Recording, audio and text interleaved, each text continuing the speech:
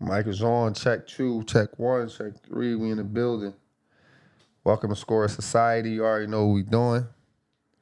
You know what we rocking. You heard? Let's make it work. Turn this off. Yes, sir. My favorite part of the week. The Real Hooper show. You know. Product. I feel professional with this. With these, I feel professional. God damn it, Donnie. You messed me up over here.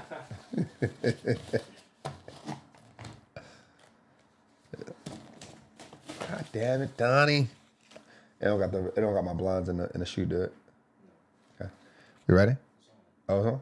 Oh, my bad. See, you gotta let me know. See, but I need a new producer. God damn it, Donnie. What's up, man? What's up? Welcome to the Real Hooper show, presented by Score Society. I'm glad you guys came back. Glad you guys are attending one of the best sports show, up and coming sports show that's out right now. What's up, E? How you doing, bro? I'm doing good, bro. Yes, sir. Doing good, man. What you get into this weekend, bro? What do 24-year-olds get into these days? A whole lot of sleep. A lot of sleep? Y'all boring. Y'all some boring. Your generation low-key kind of boring. Like, I've run into some kids your age, man. You know, they come to the gym and they talk just like you. I just sleep, I just chill. I'm like a grandpa, for I already did everything. Yeah, like y'all swear that like just going to a club is like doing everything. Nah, I'm just a homebody, bro. That's all it is. Ain't nothing wrong with being a homebody. Staying out of trouble, man. Staying out of trouble. When I was 24, you couldn't pay me to stay in the house. Like that would have been felt like if the pandemic would have happened then. Like when I was 24 and they was like, you gotta stay in the house. That would have felt like prison to me. I was outside at 24, man. So, man, we had a lot of stuff going on in the hoop world, you know? Yeah. Did you see the fan that checked Zach LaVine? You see that? Yeah, you should have been playing defense, bro. I agree with the fan. Like I've said this before about Zach LaVine. Zach LaVine is one of the most talented, inconsistent players I've ever seen in my life. Like we're talking about a player that redefined the way we look at the dunk contest. He's talking about a 6'7" or 6'8" guard who can shoot, dribble, run, jump, all these good things, have a high ceiling for elite basketball player at his level. And the fan was right. You got 8 points going into the fourth. Yeah, 8 points going into the fourth. And there's so many games like that where he might give you 32, 34 points. Next game, 12. Shot 4 times. Shot 6 times.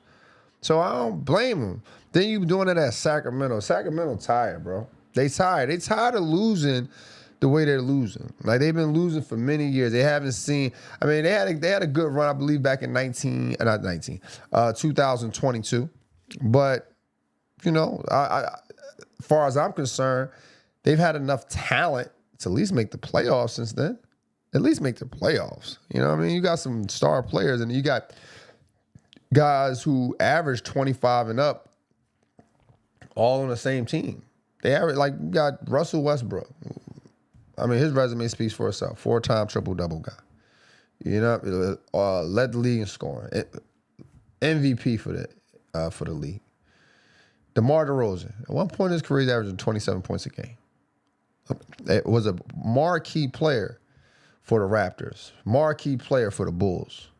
Zach LaVine, same thing. I believe his best year was, 25, 26? All on the same team. Then you have Sabonis. Sabonis could walk in triple-double. Got a young kid, Malik Monk. Malik Monk is nice. Malik Monk can ball. He's got a good core. No way that you guys can't figure it out. Like, obviously, you're not at your prime. But at the end of the day, you're still a basketball player. You still have the wisdom. You still have the the veteranship to at least come up with some wins, and at least be able to compete, be consistent, man. So I don't blame the fans. I don't blame them, bro. I would have been mad too, especially if you were a season ticket holder. Like I believe the fan was a season ticket holder. So yeah, man. Yeah. In fact, I think the fans should keep their foot on a lot of these guys' neck. You don't think so? Like, dog, come on, bro. You going into the fourth with 8 points. Come on, bro.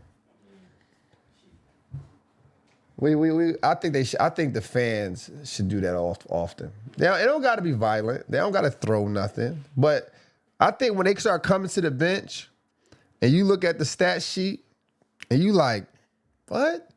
We paying you $40 million. You got 7 points in the third quarter. Yo, I think that's fair. I think that's fair. That's how Madison Palace starts, though. Who? Madison Palace. That's why I said you don't gotta be violent or throw anything. The Malice and the Palace started with someone throwing an object. Hopefully it doesn't. I hopefully we all. Here's how I think it. Now this is gonna sound a little messed up, but I'm gonna say it anyway. The cup that was thrown from Malice at Malice and the Palace was a couple rows up. The cheaper seats.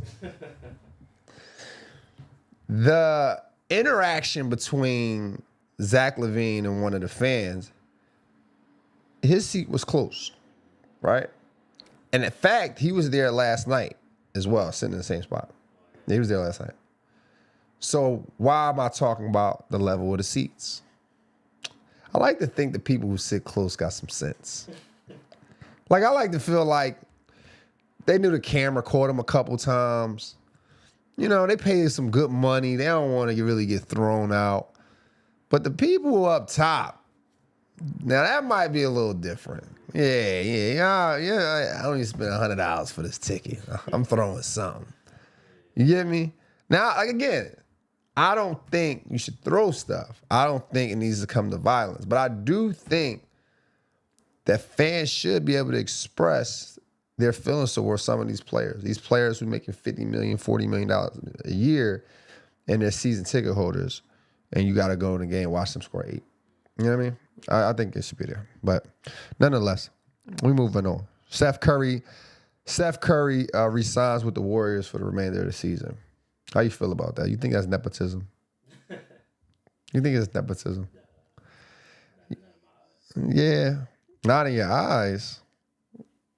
What makes Seth deserve to get cut or get waived in September and then come back in December? Didn't they always have plans to resign him? Maybe. But I never heard of that. But I'm just being funny. But the Warriors, they hard cap at the second apron, which meant they could keep only 14 players entering the season to create enough prorated breathing space to add Steph Curry in a vacant 15th spot, according to ESPN. That's what they did. So good for him. Good for Steph Curry, man. So I think Steph is good.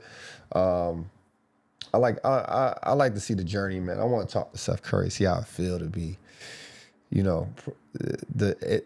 Steph Curry's little brother. Like how I feel to be like, damn, bro, I gotta watch you my whole life. I gotta be the second guy my whole life, I mean, you watching your brother on the bench in the league. Like, you watch your brother on the bench when he was in high school. You watch, like,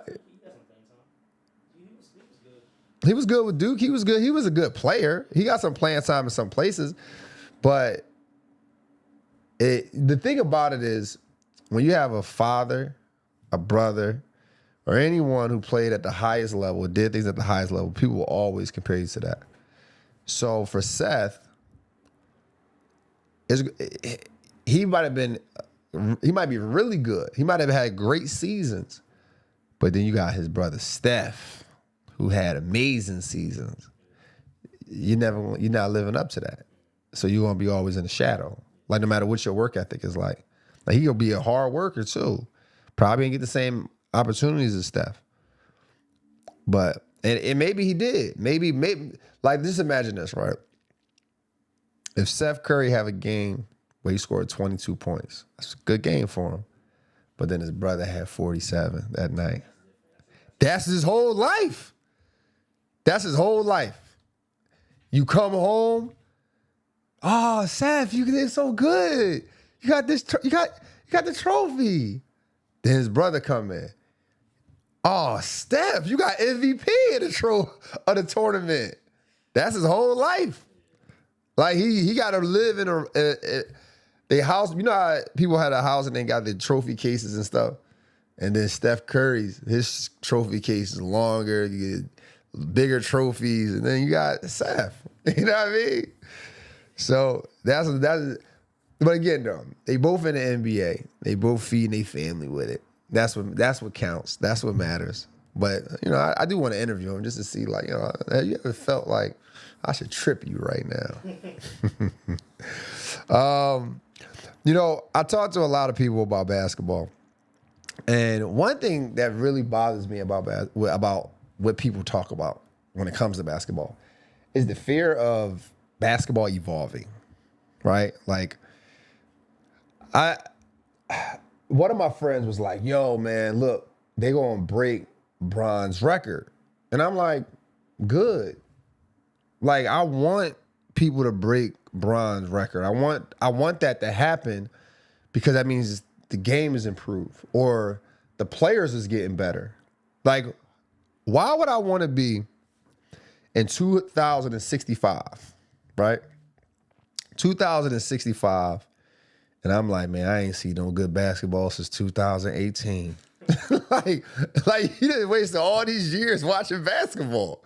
Like, that's the point I never understand with people. Like, they don't, some guys just don't want the game of basketball to evolve. Like you really just sitting at, looking at basketball every day, critiquing the smallest things. Like, he traveled. Look, he traveled. Okay, bro, but he got 35. Like, he didn't travel the whole 35.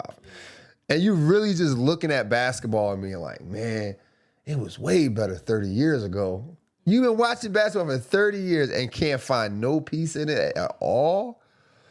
So when I see this stuff, I just be like, yo, come on, bro. Like, we got to be real. It's just like, I mean, and it's going to evolve. It's going to actually improve. You got, like, think about it. Like, the most points I've seen scoring a game is Kobe Bryant, 81 points, right? Well, there's been guys who had, well, didn't Luka Booker had a 70-point game. Donovan Mitchell had a 70-point game. Luka had a 70-point game. Embiid had a 70-point game. So somebody gonna break it. You know what I mean? And the excuses they gonna make is, it's just easy to score now. Dude, how is it easy to score from the logo? Go outside and shoot 10 shots from the logo and tell me how many you make. So you tell me how easy it is. Then shoot the same shot with a defense on you. Then shoot the same shot in front of millions of people. Then shoot the same shot with the clock running down. And you tell me it was that easy. Tell me it was that easy mentally.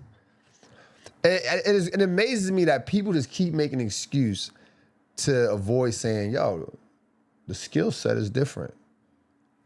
People has evolved the game. These kids is evolving the game. It might not be what I grew up on, but I'm not mad at it, right? We was talking about this in the gym earlier. He was like, oh, they played more defense back then. And I'm gonna keep drilling this message to you guys. It wasn't about them playing more defense back then. It was just less people to play defense on.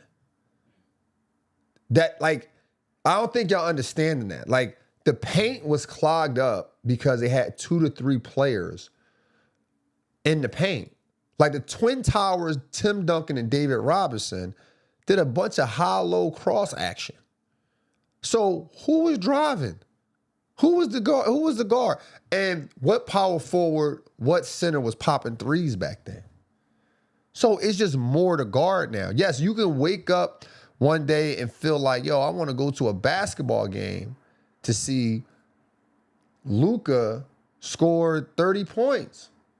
And then you mess around and see Hanchi Murray score 28 points instead. That's how That's how different the game is then, or the game is now versus back then. You're not going to see the same defense. The problem is there's not much evolution to defense. There's not that much evolution to it. Y'all keep saying, oh, they used to hand check. They used to allow you to hand check. That's not defense.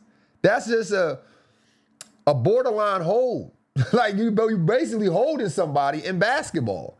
That is not that should not be your go-to when you want to define defense. Oh, I can put my hand on his hip. That's not defense, bro. Why would I be in? I've never been taught that in practice. Have you ever been to a practice where your coaches teach you how to hand check? No, they tell you to move your feet. They move your feet. You holding somebody's hip is just giving you leverage. So if a guy like Scottie Pippen, who had long arms and was strong, playing defense on someone, let's say Allen Iverson, right? Let's say Allen Iverson. That means he's playing good defense because he's holding Allen Iverson, who's a 160, and Scottie Pippen 220? That's not good defense. That means you just holding him. Like, so people keep saying, oh, it wasn't no defense. There ain't no defense there. Nah, bro. You just can't guard some of the stuff they doing. You got to live with that shit. You got to find love in that shit, bro. I told people I wasn't going to talk about the Jordan and LeBron debates. And I'm really not. I don't really want to talk about it that much. Because here's my thing. I come to this conclusion. I feel like the people who do, when you do things first, you win the heart of the public, right? Like I look at it like Drake and Jay-Z. Drake might have more. I haven't did no research on this, so y'all can correct me and call me a casual when it comes to music, whatever you want to do. Drake may have more number ones than Jay-Z. He may have songs that last longer than Jay-Z. But because Jay-Z was who he was for most people my age, will always be like, nah, he ain't better than Hov. And he's not a better rapper than Jay-Z. That's fair. But there'll be another kid somewhere, probably yourself, you 24, who you prefer, Jay-Z or Drake? Drake, right? You probably don't want to hear Jay-Z. You still listen to Jay-Z. Okay, that's fair. You prefer Drake. And so me and you will be sitting here arguing for days at a time, trying to convince you that Jay-Z is better. Yo, listen to this right here. You heard what he said? You heard him? So that's the same thing for the LeBron and Jordan debate. Like for every failure that you can name for LeBron, you can name for Jordan.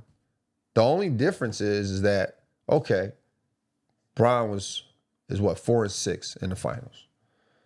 But shoot, MJ got 7 years of not making it to the finals?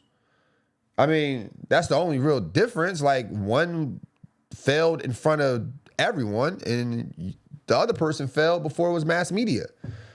So everything you say, okay, cool, well, he didn't lead the league in scoring 10 times. Okay, maybe he didn't lead the league in scoring because, I don't know, maybe he was also passing. He was also rebounding. He's also leading his team in points, rebounds, assists in some of these series. Man, I don't know. Maybe he's just doing a bunch of other things to distract from just only scoring. Maybe he didn't have no one on his team that averaged 16 rebounds. Maybe he didn't have someone on his team who just had the assignment of guarding the best player. Maybe he didn't have him. Maybe he didn't have that. But that doesn't mean he's a better player. It just means it's just a different time, different scenario for each player. That's why it's hard to really have the debate if you're just going to bring up stats. Like the stats. What about the stat? The stats are going to be the stats because he was the best player on a team.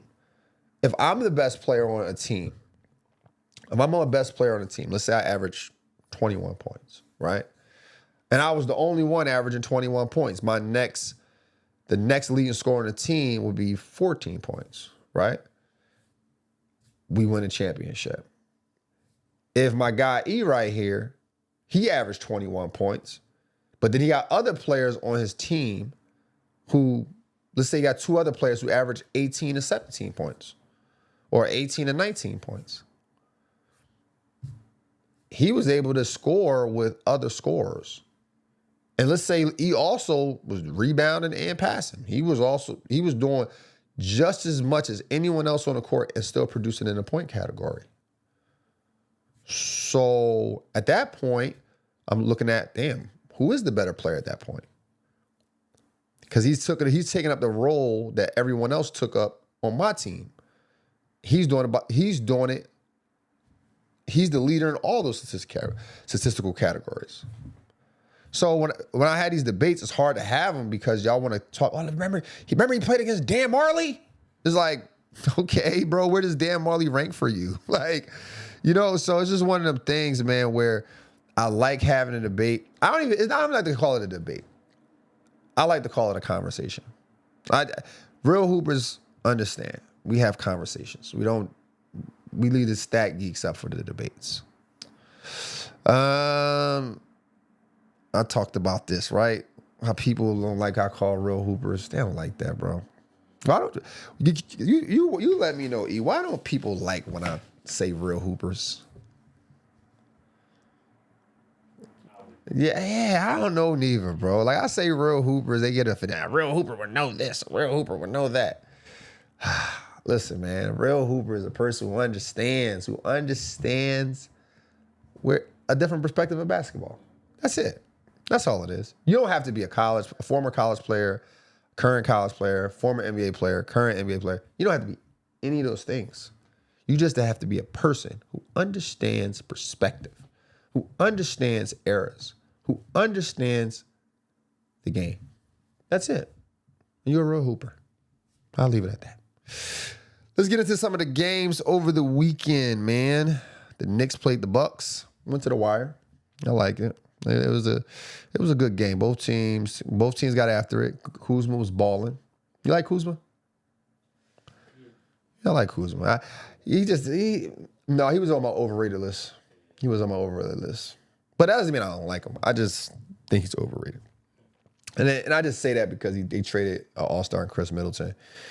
And for Kuzma was balling. I don't have how much he had during that game, but I remember at one point he couldn't miss. He was like 8 for 8. He was balling. Brunson had 37. Giannis had 30 and 15. I like New York. I was talking to one of our guests. I'm excited to get that episode out to y'all too. We had our guy Josh Smith, the nephew of Stephen A. Smith, on the show. We was talking about the Knicks, and I was telling him, man, the Knicks depend on Jalen Brunson's ISO way too much. They depend way too much on it, bro. But we'll see where they land when it comes June. We'll see where they land. I still believe the Knicks has the most experience in. They have the most experience in the East right now. I believe they have the most experience. They lost in the Eastern Conference Finals. There's no one else that's in their way. Boston Celtics is kind of getting some. They kind of getting some energy, bro.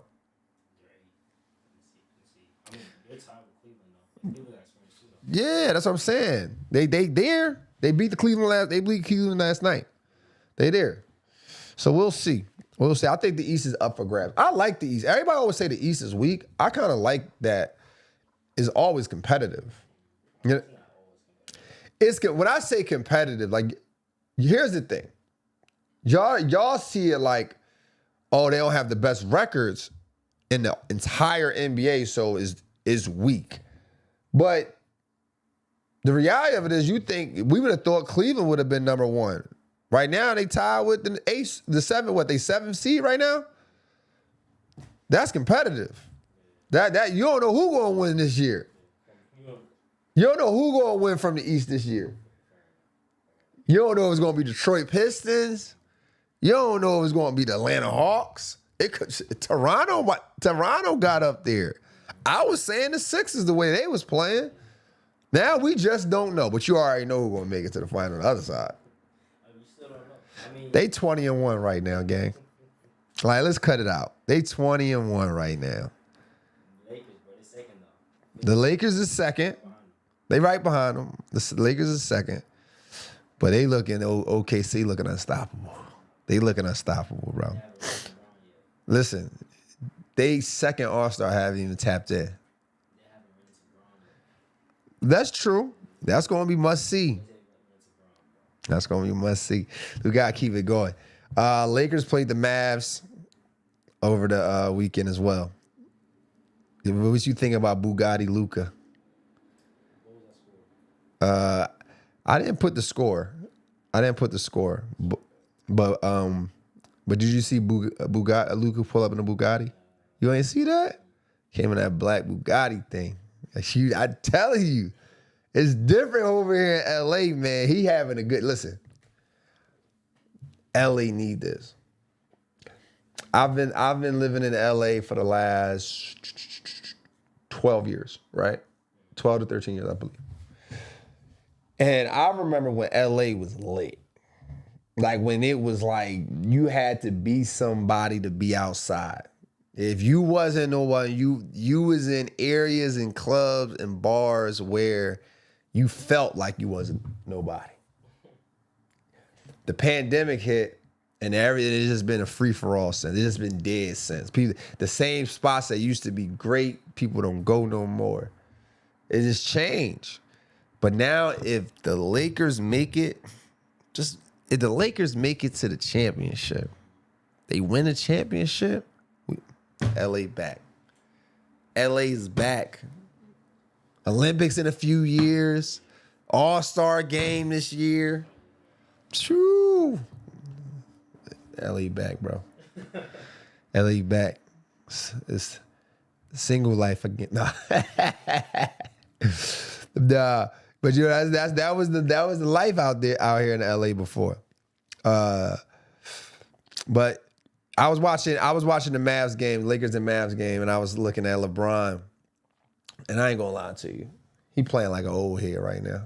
Yeah, he playing like an old head at 24 hour. Yeah, 24 hour fitness at LA Fitness. He down there, he swiping that shit. Yeah, damn. Mistake. Pick him up. But look, I'm not even tripping on it because I understand he's 41 or about to be 41. I think he's about to be 41, right? So I'm not, it's 23rd year in the league. And y'all still like, no, you got to give us some defense. And it's crazy because y'all never hold Luka to that standard. He's not lost in defender. He was never All right. So when was LeBron known as a defender? LeBron played defense, though. The problem is y'all want to discredit him for the defense that he plays. He doesn't play good on-ball defense. Bro, this dude got to do everything right.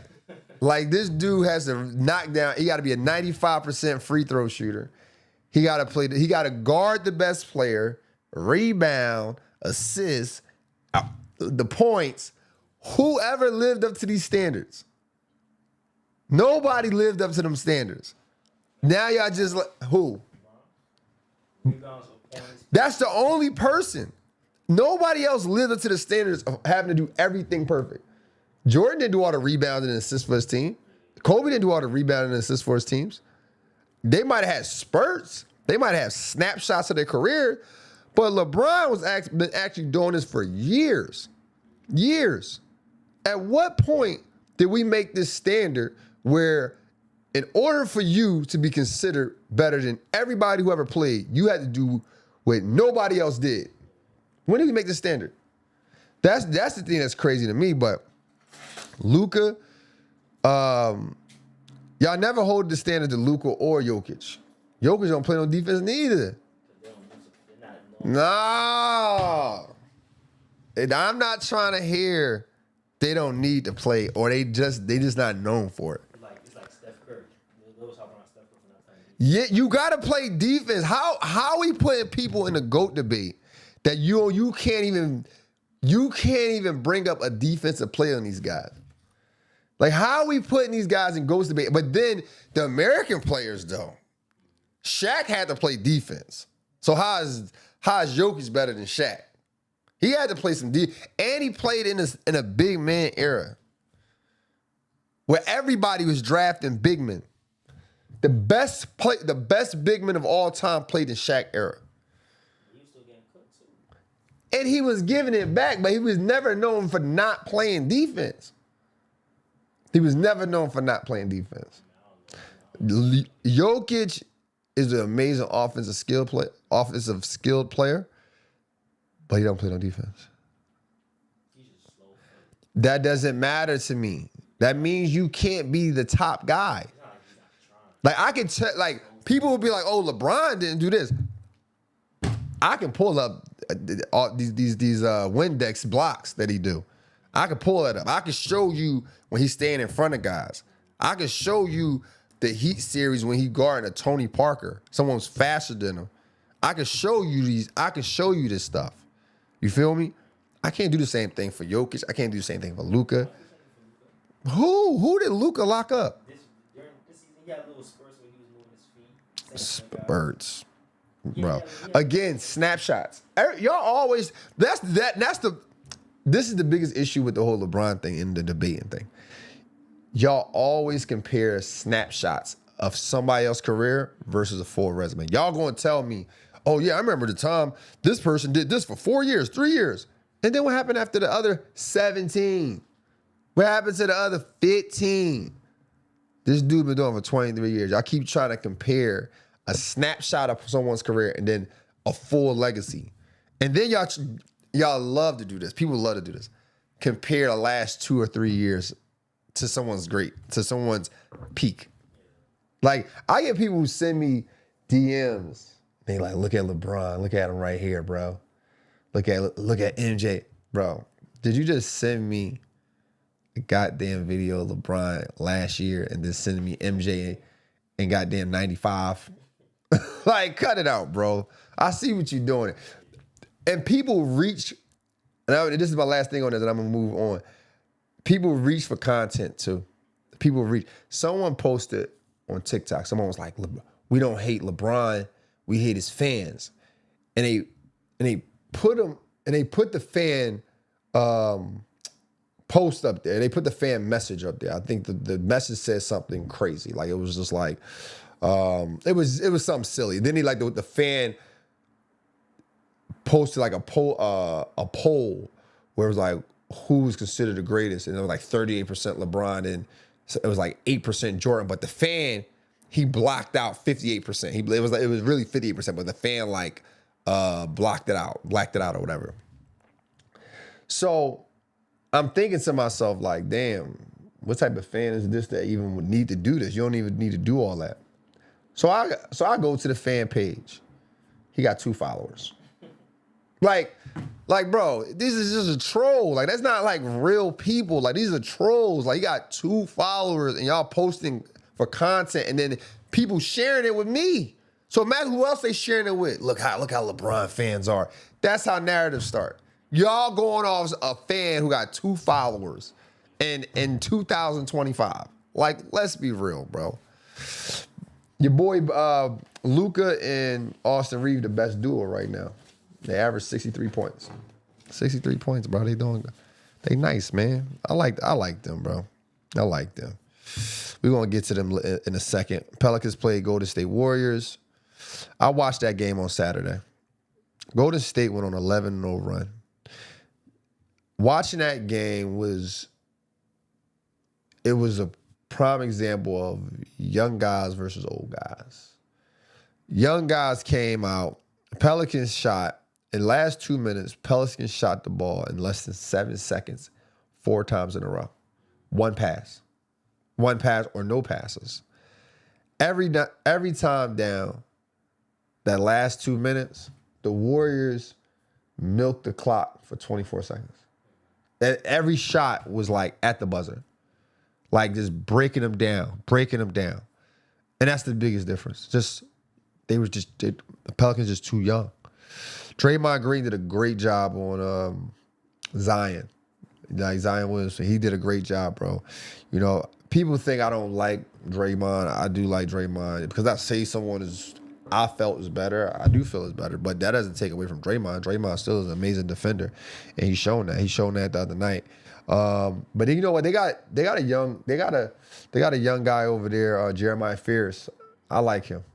I like Jeremiah Fears' attitude, bro. Like he getting in Jimmy Butler's face. Last night he was in Luka face. He about that action. I like him. They might not fight, throw no blows, but he just want to show, like, man, I'm here. That's how the NBA should be. All that kumbaya and I just had a good time out there, and put the towel over my mommy. Where y'all going tonight? Where y'all going? Nah, bro. Like, we ain't take, man. Look, y'all won the game, but listen, bro, I'm ready to fight about this. But no, I don't want to see y'all fight. But I like his attitude, bro. I really like his attitude. Clippers versus Mav. James Harden is shooting pretty good. James Harden is averaging 26 points per game, shooting 44% from the field. That's probably his best year since the Rockets when it comes to percentage. Cooper Flagg had 35 points. Cooper Flagg has exceeded my expectations. Cooper Flagg averages 16 points right now. What did I say? I said they were 13 to 16?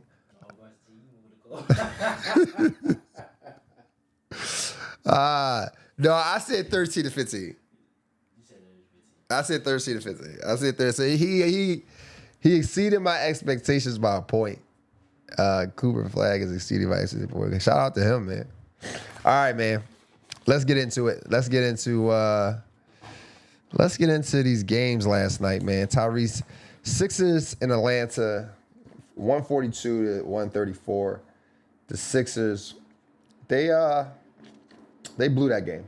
I watched that game. Maxey missed 2 free throws in regulation. He missed the 2 free throws in regulation. Then Dominic Barlow fouled with 0.3 seconds left, I believe, in the first overtime.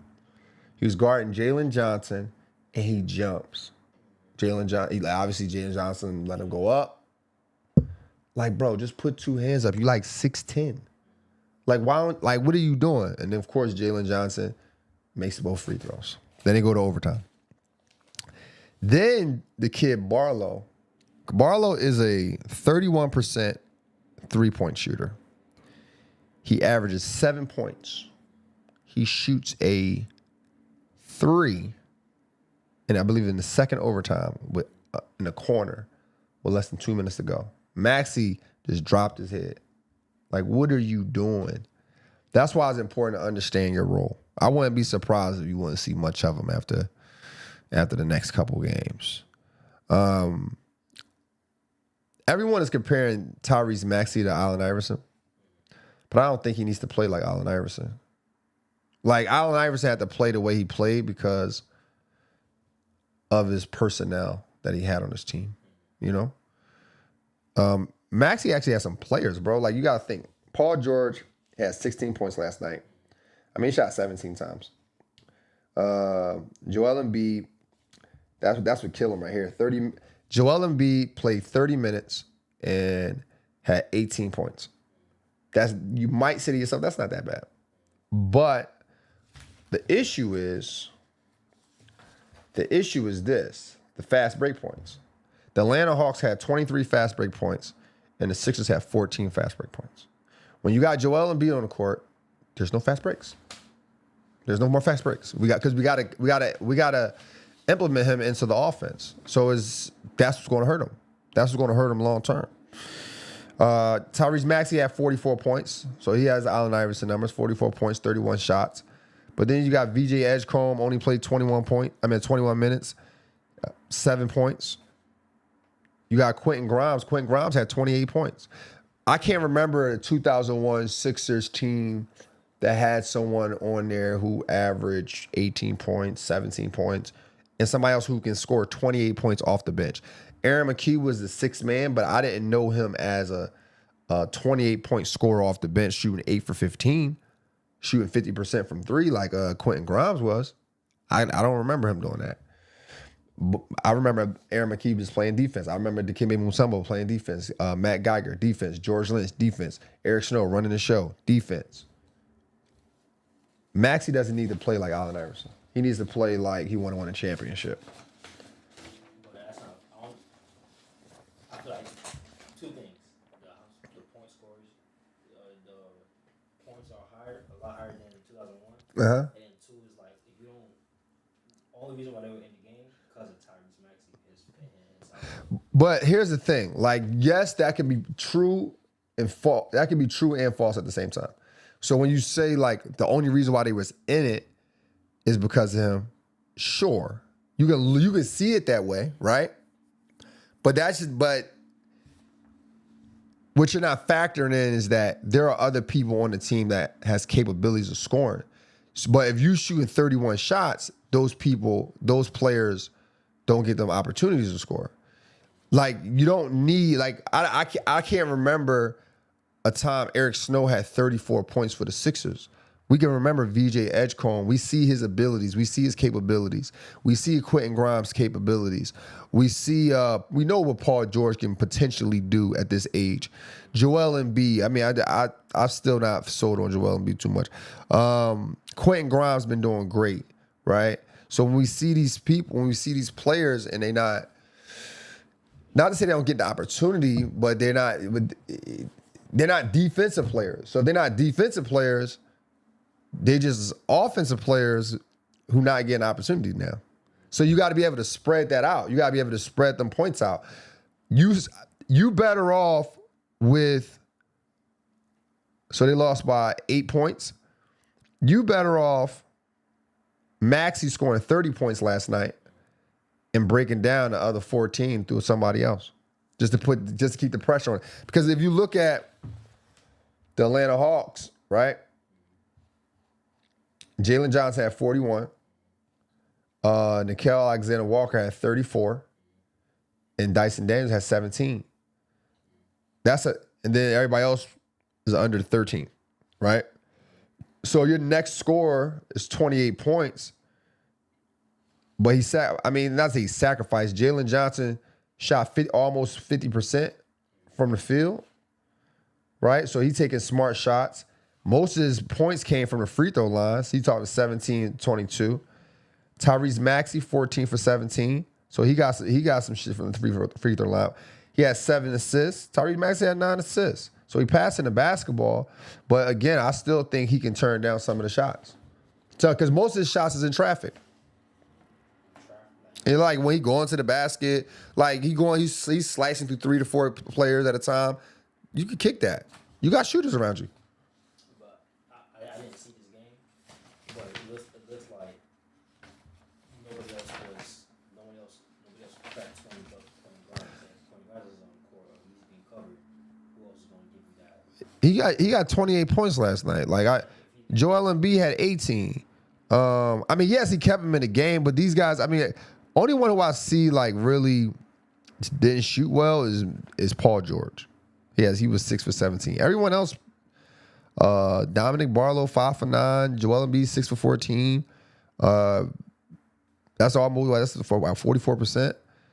DJ Edgecombe only shot 6 points. 6 shots. McCain didn't play well last night, so he kept him in the game to a certain extent. But again, though, it's not even just about this game right here. It's about all the games, really. Like, it's about all of them. Right now, they 10-9? They 10-9. I feel like he doesn't. 33 points is good. I like that he's scoring 33 points a game. But shit, I'd be okay with if he scored 28 a game. That might not sound like a lot in margin when it comes to points, but when you think about the shots he's going to turn down and sacrifice, I think it's worth it, because they losing these games. They're not getting blown out. They losing these games about just what you're seeing: 8 points, 9 points. They're not losing these games by large margins. They losing these games because over time, it's easy to keen in on Tyrese Maxey. You can just they're all playing one-on-one ball, and when you have that type of energy with the basketball, where everyone stands and watch, that's what the next person who catch the ball is his turn to do the same thing. All right, I didn't get it. It's my turn. With this type of team, because there's so much talent and so many young guys, you need to keep that ball moving and keeping it flowing. Yes, Tyrese Maxey should be the leading scorer. Yes, he should be no less than 27 points a game. But as a veteran, I mean, he's like their veteran active point guard right now. You want to get those guys involved and start getting them comfortable for the playoffs. So you want to take more point guard role? I mean, I want him to do what he's doing, but turn down some shots. Like there's times like in the game where he's driving. Yeah, he had 9 assists last night, and you'll look at that like, oh well, he had 9 assists. But shit, let's live in abundance. Let's think higher. Maybe he had 12 assists. Maybe he had 13 assists, right? Because ultimately, that's what it would take. That's what it would take for the Sixers to actually live up to their potential, or the talent that they have. If you look around the league, it's like you need to play with one scorer, with one defense, or one set. Tyrese Maxey is that guy for the 76ers. So he has to take more of that guard role to get guys involved in. No, I do think he needs to take the, but like it's like SGA, bro. Like the OKC Thunder, like SGA averaged 32 points, right?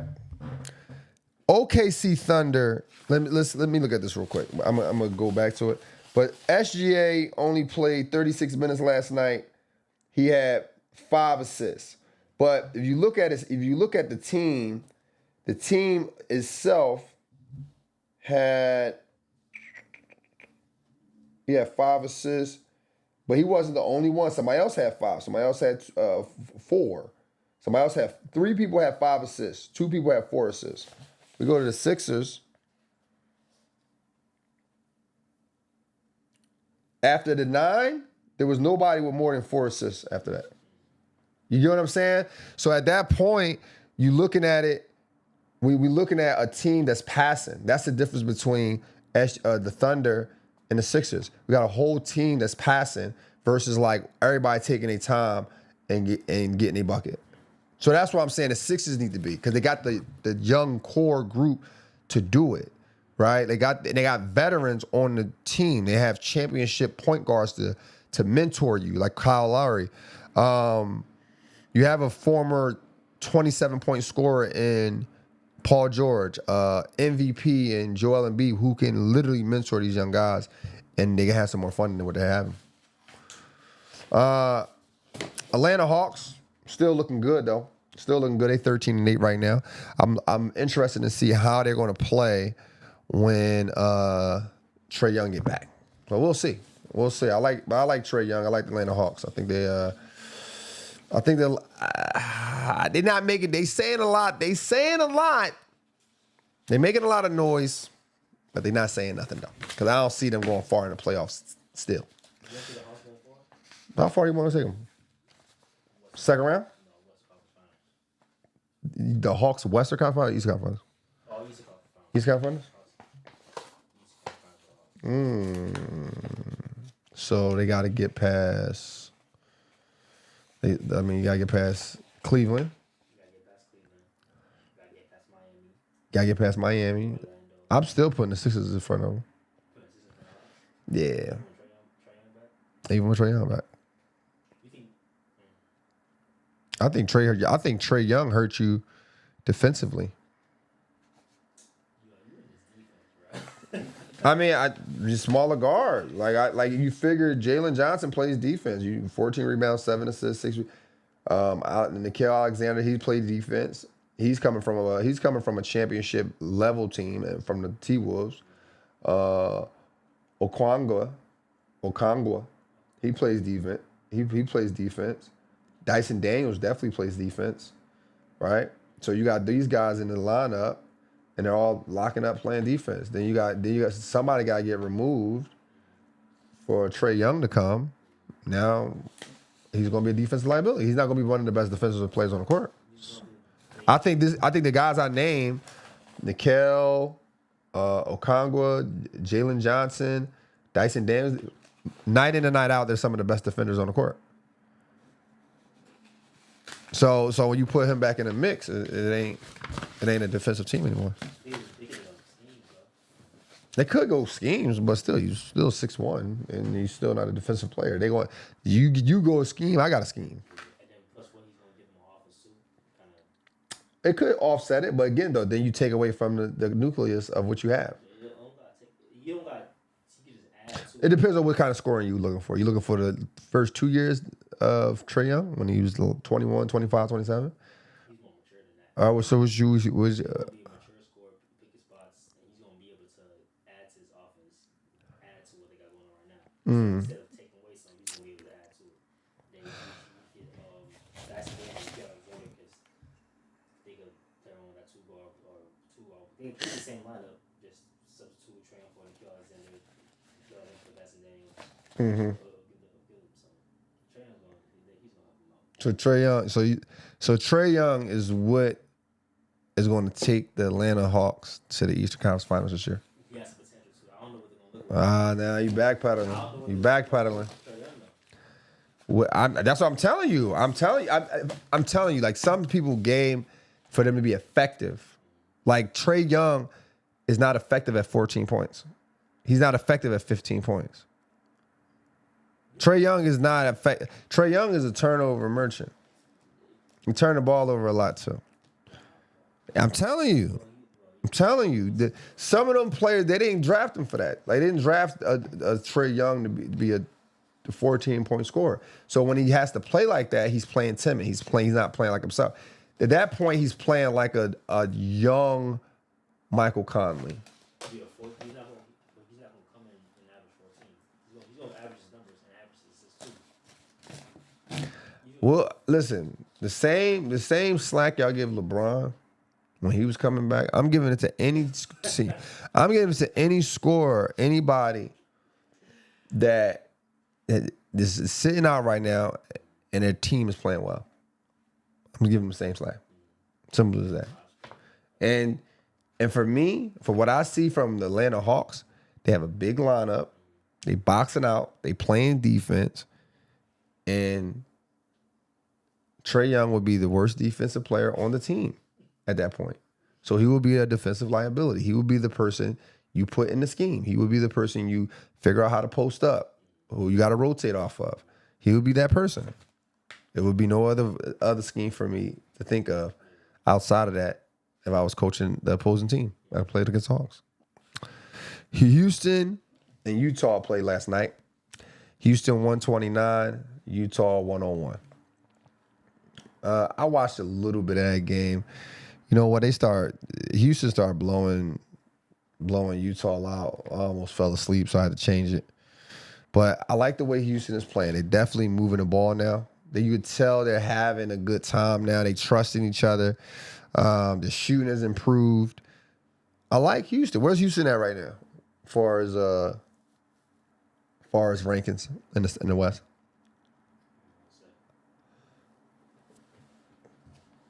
Right now, your record is 13-4. They're third in the West. They're third in the West. That's where I expect them to be. I expect them to be 2 or 3, but I had the Lakers ahead of, or Lakers and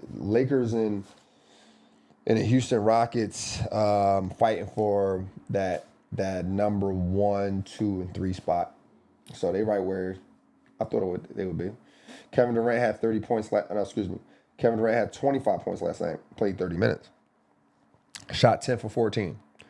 I love the way they're trusting him. They're giving him the basketball. They're all taking their time. When he tell him to slow down, you can see it. He's slowing down. He had about 7 rebounds last night, 4 assists, 1 turnover. Did a great job. Alfred Sengun, 27 points, 4 rebounds and 5 assists. They looking like a well-oiled machine, man. They're looking like a well-oiled machine. They're actually doing really good. They're doing really good. Utah Jazz, they 6-13 right now, 101. They've scored 101 points.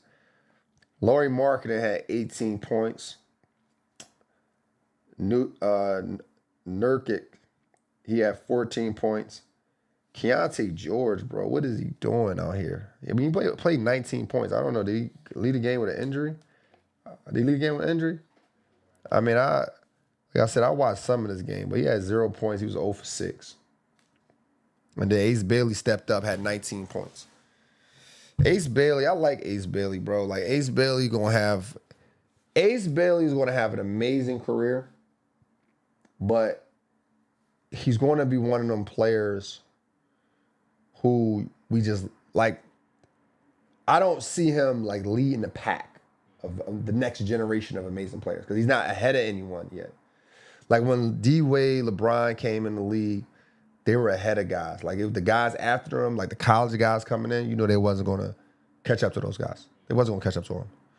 But Ace Bailey, like there's probably kids. There is a kid, AJ Banta, who is probably better than him right now, or at least comparable. At least comparable. So he's not like leap years ahead of the guy in college. Like LeBron James was ahead of guys in college. Like these guys were way ahead of guys. Like I could put a franchise on my back at this point, you know. But did Keontae George get injured or what? No reports of injury. Yeah, I didn't see no injury. Like I don't know how he had 6 points. They shot 93% from the free throw line. Utah Jazz. They beat him in free throws. What killed him? There you go. That largest. See, the thing is, when you look at, here's the thing about stats. When you look at the stats, you're like, yo, you look at stats for the Houston Rockets and the Utah Jazz, they're not, you know, the Houston Rockets shot 53%, Jazz shot 44%. That's a big cause and failure, but they both shot terrible from three-point line. Rockets shot 11 for 31. Utah Jazz shot 9 for 32. Free throw percent, am I looking at this right? Yes. So they both one was 35% from three and one was 28% from three. But what really put Utah over put him in a coffin was the Houston Rockets 37-point lead. That's what. So when you look at stats, you're looking at it like, oh, they wasn't too far off. Why is the big gap in the score? Why is it a 28-point difference? Because they went down 37. They went down 37. Couldn't recover. Oh, back to the Lakers. Back to the Lakers, E. Did you watch the game last night, E? Yeah, I tuned in for the game. You tuned in for it? Yeah. Okay. What you think? You still got the confidence in your boys? Of course. Lakers all day. They won last night, 133 to 121, beat the Pelicans. Pelicans is in, 15th in the West right now. Mm-hmm. They're 3-18. They're 3-18. And Lakers is 15-4. Do you like Derek Queen? Yeah, I like this game too. I like Derek Queen and Jeremiah Fears. Those guys, you could tell they hang out with each other. Mm-hmm. You could tell Derek Queen and Jeremiah Fears hang out with each other because they have the same energy. They want to score. They want to go right at you. They don't have no type of strategy. They want to prove themselves. They want to prove they belong. And I get it. I was one of them players before. Because you looking at the Pelicans team, and listen, I'll be honest with you, the Pelicans don't have a bad team. They just a bad team. If that makes sense. Like they don't have a bad group of guys. They got Jordan Poole sitting out, Zion sitting out. You have Derek Queen, who's showing a lot of potential. Jeremiah Fears. Sadiq Bey can shoot. I like his game. They have the other dude. What's my man name? Murphy? They have him. So they got some scorers. They got a good core, but they just young. They just don't know when to shoot the ball, when not to shoot the ball. So they just playing pickup ball for the most part. Like, look, old head, you ain't coming at me. You talking that, I'm talking this. But, you know, nonetheless, Derek Queen had 15 points last night. Sadiq Bey had 22. Bryce McGowan had 23. And Jeremiah Fears had 21. Not bad. I mean, not bad. Sadiq Bey had 11 rebounds as well. Carried 11 rebounds. He had a nice little double-double. Getting to the Lakers. Let's get to the Lakers, you know? Did you see that Austin Reaves is almost having like a Kobe Bryant's first 5 years in stats? No, come on, bro. I'm serious. Look, I'm dead serious. Look, we want to put this on the screen. Hopefully we can put this on the screen. But if not, if we can't put it on the screen, no worries. I'm gonna just read it off to you here. Yeah, I'm gonna just read it off to you. So, Kobe Bryant's first year, he averaged 7 points. Guess how much Reaves average his first year. 7. Kobe Bryant averaged 15. Reaves averaged 13 his second year. Kobe Bryant averaged 19. Reaves averaged 15 his third year. Kobe Bryant averaged 22. Reaves averaged 20 his fourth year. This year, they both averaging 28.5. Now, I'm just trolling a little bit. But this is the problem I have with stats, right? Like when I say stat geeks. Because stat geeks, what they'll do is they will compare stats to any era, right? So you look at something like that. You look at Austin Reaves and Kobe Bryant's first 5 years, and the stats are close. But that doesn't mean they were close as players. That doesn't mean like they were close as players. That just means that the game is evolved. The game is changed. You talking about right now he's the second leading scorer, right? Your second option right now, right? But with a LeBron James, he'd probably still be a second option at this point. But we know Kobe's impact. Like Kobe was the second option to, like they depend on. It was like their numbers was almost identical as well. You get what I'm saying? Like for Kobe and Shaq. Kobe and Shaq. Like we understood. All right, fine. We say, but the duo was the same with Luka and Reaves. You might be completely right. Now let's talk about the player aspect of it. If you had to start a team with Austin Reaves, could you trust it? That's different, though. That's not different. How is that different? Because Shaq. So you mean to tell me when Shaq leaves the Lakers and Kobe Bryant is left with the Lakers by himself, Kobe Bryant averaged 33 points and 35 points after that, right? The franchise stuck with Kobe Bryant the entire time until they got back to the promised land. Would you, as a fan, be willing to do that if Luka and LeBron left for the Lakers? Would you be still willing? Would you be willing to be like, yo, Austin can do it by himself?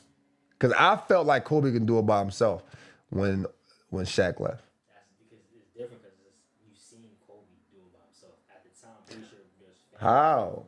But before that, you didn't see Kobe do it by himself. He had a Shaq. At the time when Shaq left, there was pretty sure there was Lakers fans like, yo, what are you doing? What are the Lakers doing? What case may be. Until Kobe proved that next year that, yo, I could do it. Kobe averaged like Kobe been one of them dogs. Like he been a 27-point scorer with Shaq on the court. No, but I'm saying even when Shaq left the Lakers, Lakers fans, there were some Lakers fans like, yo, what is the Lakers doing? Right. Kobe proved that, yo, I could. So, but also too though, like Kobe proved it, but he was dropping. And when that year he had 81 points, I think he dropped like 60 like 3 times in that same year. That's when Shaq left. So you trying to tell me like Austin Reaves had the same, can potentially do the same thing? I'm not saying he can potentially do the same thing. I'm saying we gotta see him in that predicament. All I'm asking you as a fan, do you trust Austin Reaves with the keys if Luka and LeBron left? How we trusted Kobe Bryant when Shaq left. Because their numbers are both, the numbers are close their first 5 years. Do you trust Austin Reaves to give you the same legacy that Kobe Bryant did? Yes, I trust Austin. Heck no. Hell no. Nah, you got it. I gotta see another 75 games, brother. I gotta see another 2 years or something. Nah, man. See, this is the problem I have with stats. Like stats is people gonna have the same stats because the era gonna change. At some point, someone's gonna meet you in stats. But when you saying stuff like this, come on, bro. Now, do you think Austin Reaves right now, this season is top 10 best players in the league? Today, then like this season, do you think Austin Reaves is a top 10 player? I don't have all the 10 players in front of me. I'm gonna say he could be up there. If he's not in the 10, he's not 13.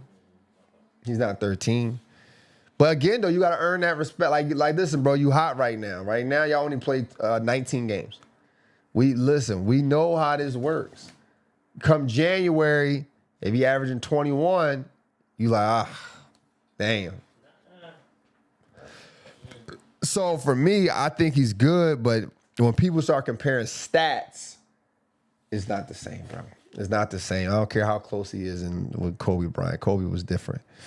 The Lakers dominated last night, though. They had 77 points at halftime.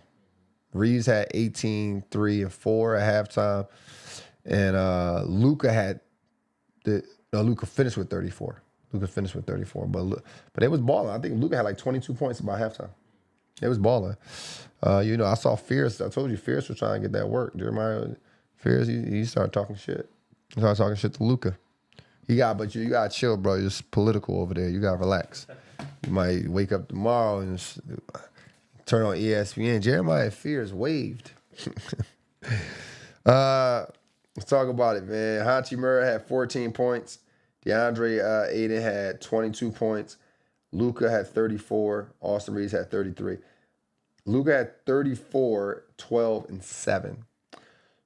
I said this. I told you the points is going to fluctuate between these three right here. So for me to see this, I'm right. I'm right. Let's see what they did as a team. The Lakers. Let's see what the Lakers did as a team, man. Forgive me for when you look at this is the stat thing, right? So you look at the field goal percentage. The Pelicans shot better than the Lakers last night. They shot better. They shot a higher percentage when it came to three-pointers last night. They shot a higher percentage, or they was close in percentage. It was 80 to 87. So the Lakers won that one.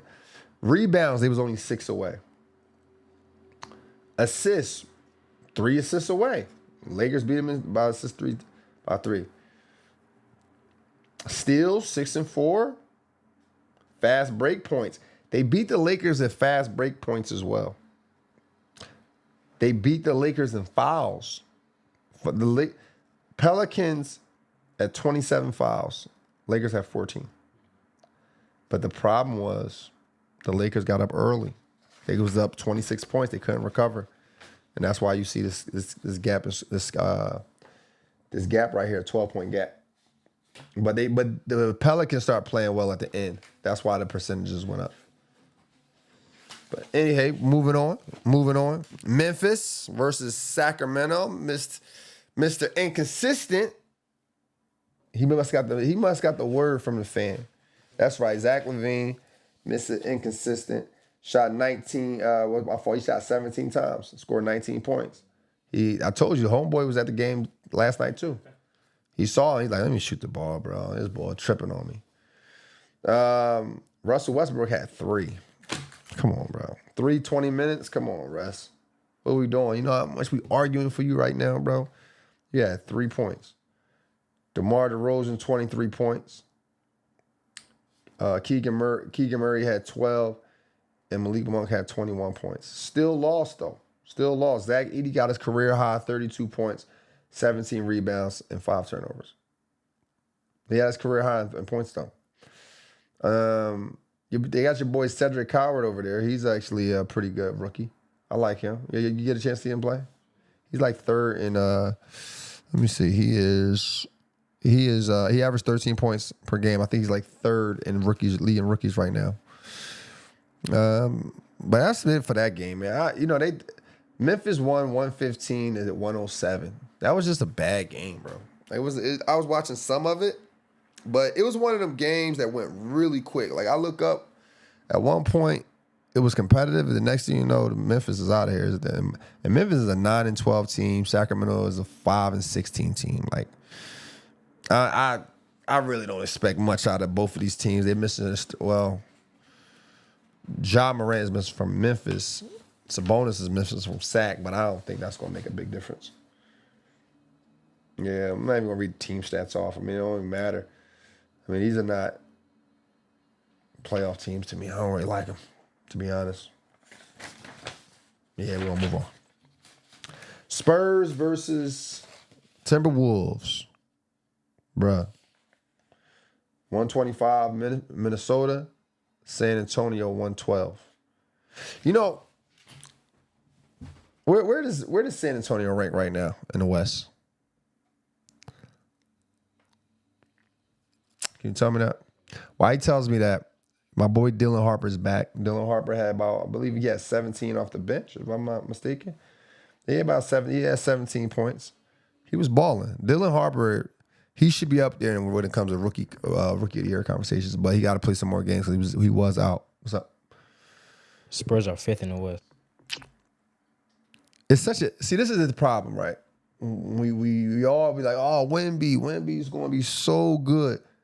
When these players is that tall, that big, bro, and they getting injured this early, they not going to last longer than LeBron and those guys lasted. They just not going to do it. They're not going to do it. They get injured too early, way too early, man. Hopefully they do, but I mean, Steph Curry bounced back, but then Steph Curry ain't 7'5".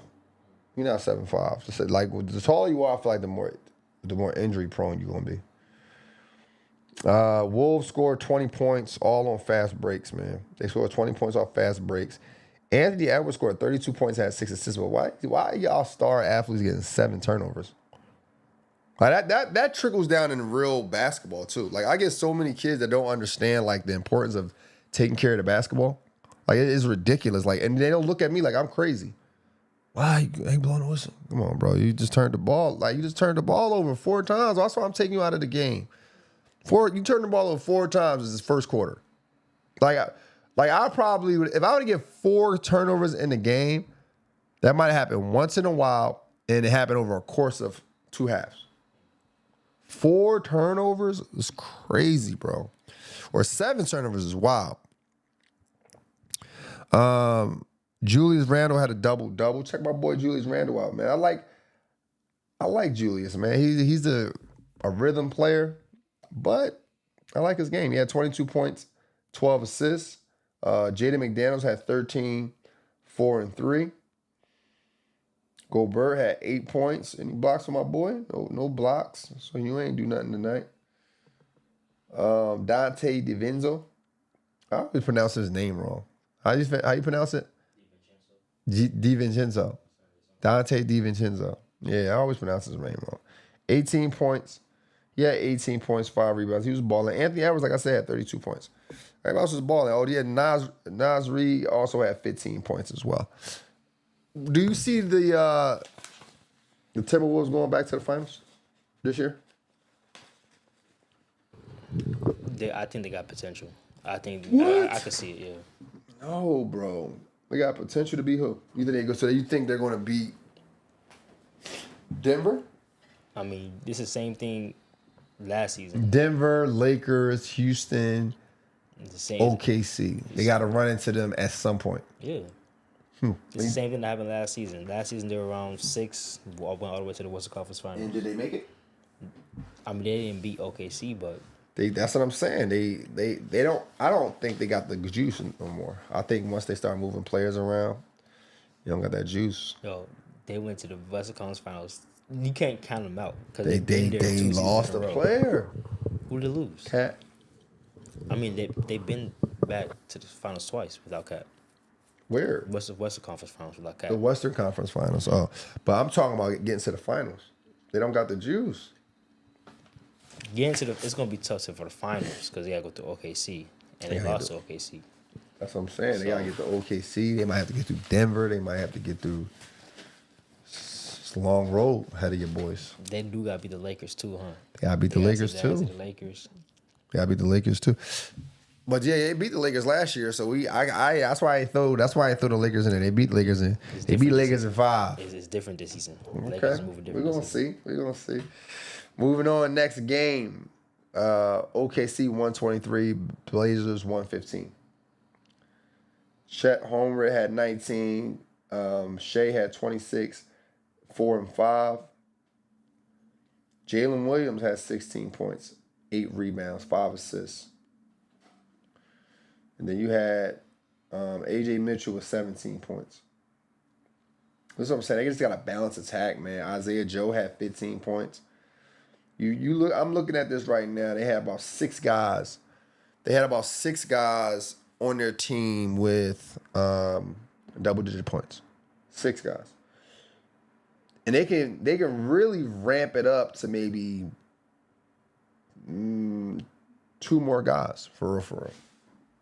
They could be a team that has 8 guys scoring double digits. They're hard to beat, man. They just hard to beat. Jeremy Grant for the Blazers scored 18 points, 4 turnovers, 2 assists. Denny had 31 points, 19 rebounds. He's having a career year. He's having a really good year. How you pronounce his name? Denny Avia. Yeah, he's having a really good year, but this is just on a bad team. The Blazers are 8-12, and the OKC is 20-1. Right now, I don't think we talk about this enough, but Thunder might 20-1 right now. This is really like this might be a dynasty, bro. Yeah, I think they getting first round draft picks next year too. And the way they play is rookie friendly, if that makes sense. Like all sharing the ball is not like shading, bro. You got it. They playing, bro, and they all hitting shots, so you can tell they all work out together. They in Oklahoma, they ain't got nothing to do. They chilling. They gotta put that work in. Listen, bro. I'd be surprised they not in the finals this year. And they got a 15th round draft pick this year as well. They got 15 of them. No, they got the 15th. The 15th draft. That's what I'm saying. They gonna be they in a position, man. They in a position to win this thing again, bro. I'm gonna ask this again. How many rings does Shea need to win? How many rings does he need to win before y'all be like, he better than Jordan? He better than Kobe. How many rings? How many rings he need to win? Because right now with his team, he looking like he can do it. And I also want to know what excuse you gonna make. Like if he wins 6, are you gonna be like, oh, this was a Sophos era? Oh, he had this player on his team. I want to know what excuse you gonna make. Like I said though, the Blazers played their best. They shot 39%. Oh, why not their best? They did the best they could. Let's say that. 39% from the field, 34 from 33 from the 3-point line. But they shot better than OKC. They shot better. OKC was 34% from the free throw line. I mean 3-point line. But what killed the Blazers right here is 56 points in the paint. They allowed 56 points in the paint. And that's what ultimately hurt them. But that's another 8-12 team. We gotta when the prime game's gonna start? When are the prime games gonna start for us, man? Next game, Raptors versus the Knicks. Knicks won that game 116-94. Even although the Raptors lost, I'm still impressed that they're number 2 right now. Because nobody's seen this one coming. Brandon Ingram's had 14 points. Scotty Barnes had 18 points. You know, they got some hoopers on there, bro. They really do got some hoopers. Emmanuel Quickly had 19 points. They got some hoopers on the Raptors, bro. They just got to make it gel together. But they played against an experienced Knicks team. Karl Anthony Towns had 22 points. 8 rebounds. Again, 4 turnovers. Y'all stars, he's killing me with these turnovers. Josh Hart had 20. Mikal Bridges had 14. Jalen Brunson had 18. Look at this. Miles Bridges had 14. And then you had Jordan Clarkson with 13. That's how you play basketball right there. 6 people. Another team with 6 guys in double digits. That's what's going to take the win in the NBA now. You need 6 guys. So that means you're constantly have an attack on the defense. Not when, okay, we can rest because this person don't have the ball right now, so we can rest. But when he gets the ball, we on alert. No, you gotta be on 10 the entire time out there. The Knicks is playing well. Like I said, they're the most experienced team on the East. If anybody can get it done and get to the finals, it's them. And I would like to see that. I would actually really enjoy seeing the Knicks play in the finals if they can hold it together. If they can hold it together. Excuse me, guys. Let me get my papers here. Next game, Celtics. The Celtics versus Cleveland. Celtics versus Cleveland. 117 to 115. Celtics take it home, man. You already know what we doing. I told you I was a Boston fan. No, I'm not a Boston fan. What? My boy Pritchard. Pritchard had 42 points. He wasn't playing with nobody. 42 points on 15 to 22 shooting.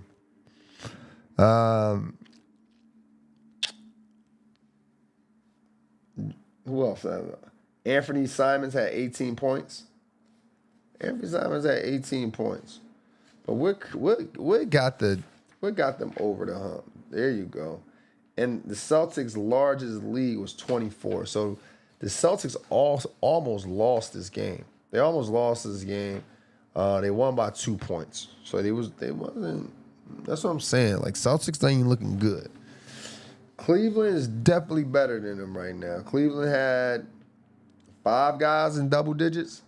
Evan Mobley had 27. Donovan Mitchell had 18. Darius Garland had 21. Jalen Tyson had 17. They didn't look bad. But they still seventh in the East. And also, Evan Mobley had 14 points. And Jaylen Brown had 19 points for the Celtics. Excuse me, guys. But my thing is with the Celtics, I'm not looking for nothing spectacular. But nothing spectacular. Even the Cleveland Cavaliers, like I said this all the time. Donovan Mitchell is a great player. I just don't trust teams that he needs to lead. Does that make sense? Like, I don't see him going to the championship with the team on his back. He had a lot of opportunities for that and didn't pan out well. But there you go, man. There you have it. That's all the games from last night. The games tonight. E, who you got in this, man? Atlanta versus Detroit. Talk to me. Give me Detroit. Yeah, you Detroit. Give them Detroit, man. We got Detroit. Ooh, I don't know. I like Atlanta on this one. They more deep. They got more depth. Cleveland versus Pacers. Give me Cleveland. I'll take Cleveland too. Pacers trying to tank. Milwaukee versus Washington. Give me Milwaukee. I'll take him too. Is my boy Giannis playing? Let's see if my boy Giannis playing. Giannis is playing tonight too. Oh no, Giannis is game time decision. Game time decision for Giannis, according to ESPN, of course. Charlotte versus Brooklyn. Give me Charlotte. Give you Charlotte.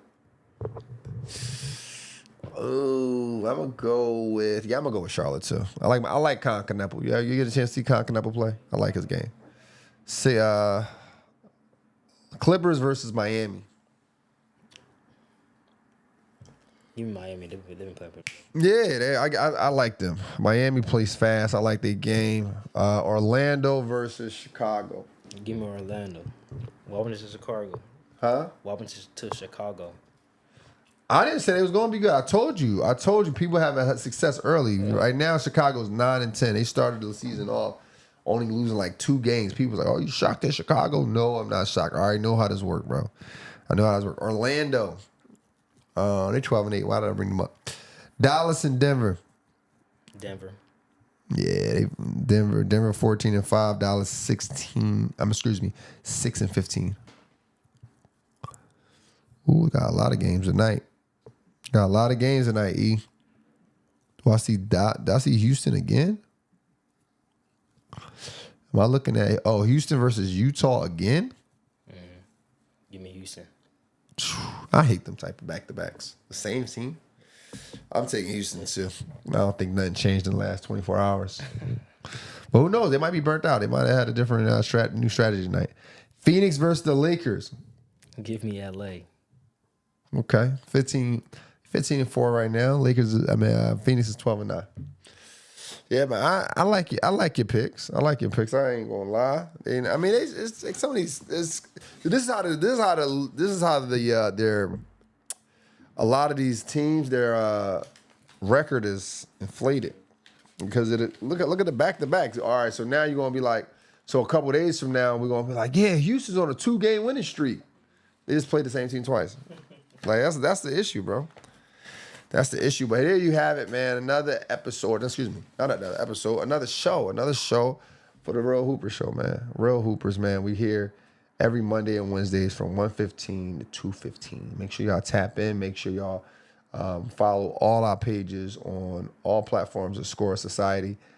Also, make sure you get yourself some merch, man. We brainwash and think elite. Go to goalsactivewear.com and use the code REALHOOPERS at checkout to receive 25% off.